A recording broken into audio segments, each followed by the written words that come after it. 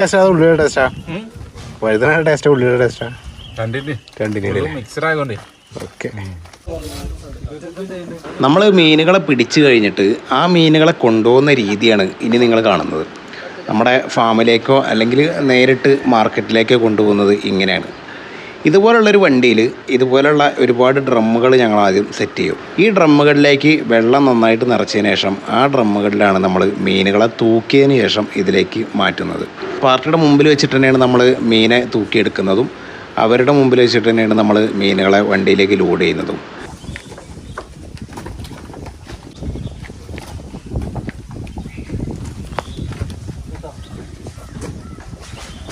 മീൻപിടുത്തം ഏകദേശം കഴിഞ്ഞു തുടങ്ങി.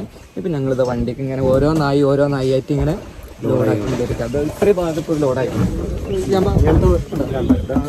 ഈ ഡ്രമ്മുകളിലാണ് നമ്മൾ മീനുകളൊക്കെ ആക്കിയിട്ട്